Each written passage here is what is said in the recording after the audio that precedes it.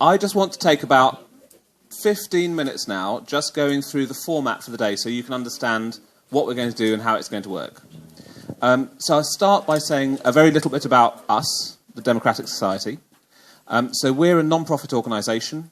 We've got offices in Brighton and Edinburgh, and we do practical projects that enable people to have more of a say in the way that government works.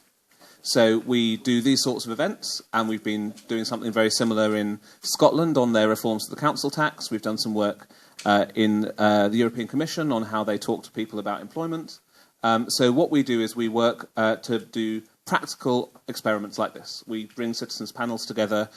We work on new ways of doing consultation in better ways.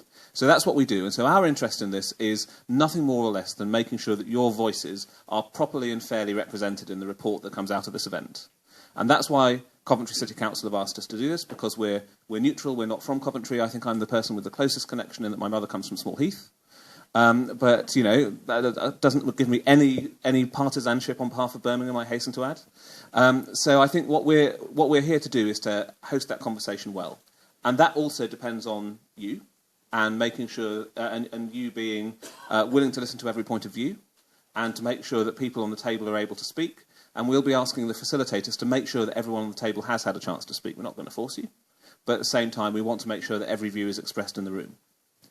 There's also lots of conversation going on online. So if you want to tweet or if you want to share something on Twitter later, you can use the hashtag, which is GreaterCov.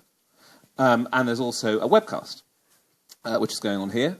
So the bits with people standing up at the front and talking, and the bits at the end where we're summing up, they will be webcast to the world. And so for those bits, if you want to be heard, you need to be on the mic. John, over here, will also be doing Vox Pops and doing little video clips.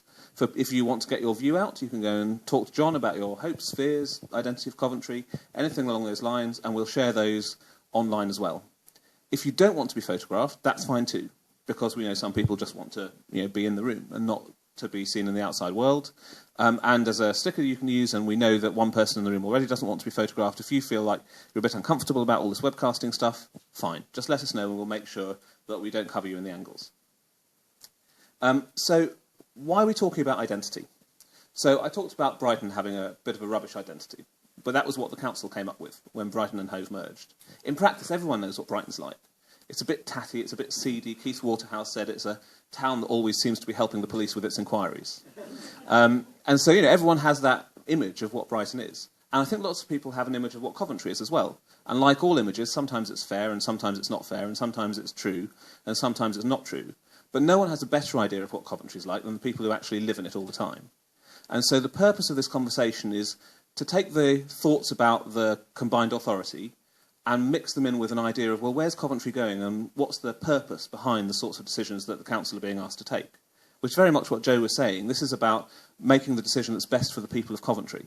And to do that, the council needs to understand what the people of Coventry think about the city and about its future and what their ambitions are for it. And that means working at multiple different levels.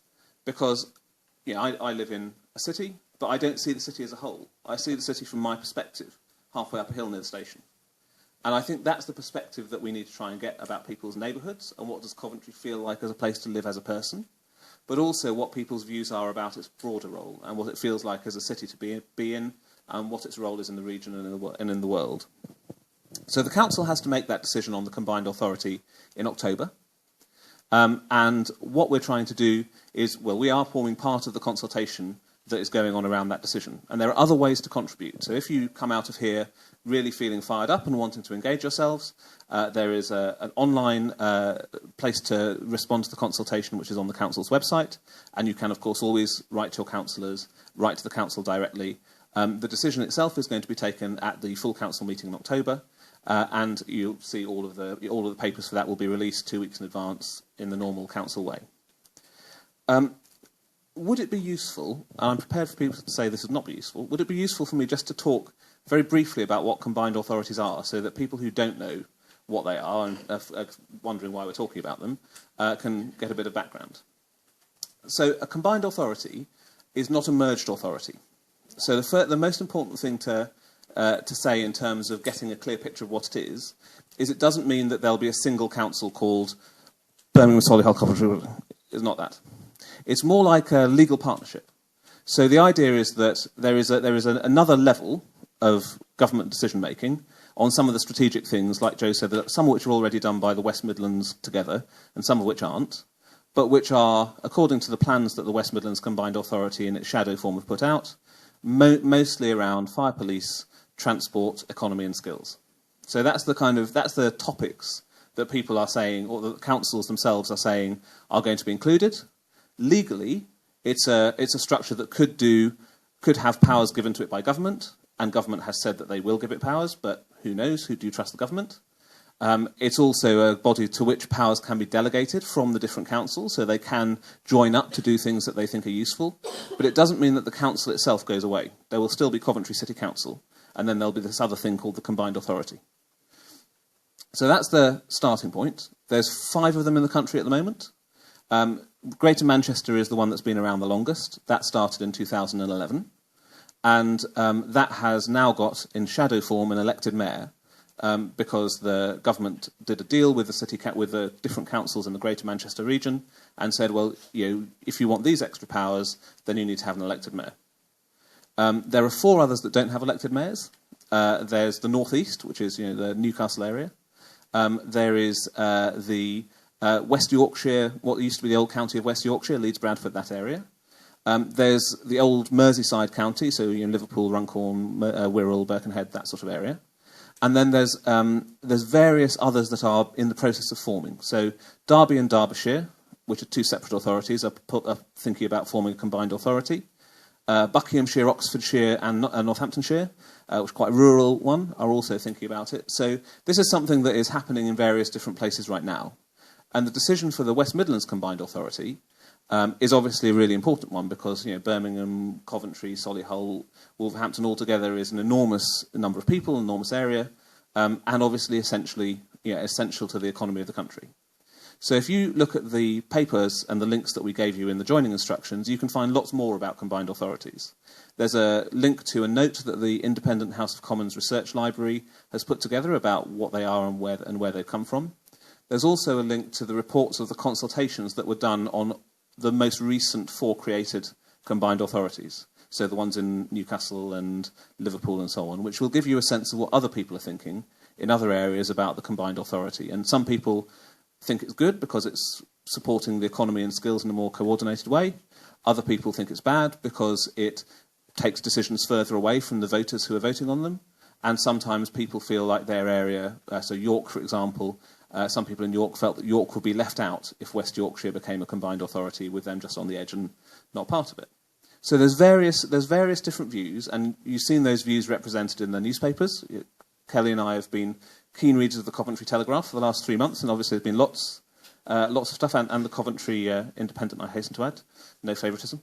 So there's clearly lots of discussion going on, and some of that discussion we want to reflect here. But we want to reflect it in the context of identity for one reason alone, which is that the concept of identity and the future of Coventry that you're trying to set out here today is the most important thing for the council to know. Because local government structures are just tools. They're there to do a thing. And the thing that any local government structure is there to do is to serve the interests of the people and to serve the strategic direction of a place. And so part of understanding Coventry's identity and part of understanding what people in Coventry really think about their place is so that when they're thinking about the combined authority, they're not thinking, well, does it give us this amount of money or does it give us that legal power? But they're thinking, does it help us make Coventry the place that people in Coventry want it to be? And that's the sort of thing that we're trying to get out of today. So I hope you'll find it a really interesting and a challenging day. We have set up the conversation in such a way that you'll have opportunities to talk in small groups right the way through the day. So there's not going to be any more talking from the front. This is the last bit of talking from the front that you'll get. Instead, you'll be at different tables listening to a group of people we've invited, and we've called expert witnesses. Now, some of them are experts, and some of them are experts in their own experience, but they're not there to lecture you, and they're not there to tell you how it should be.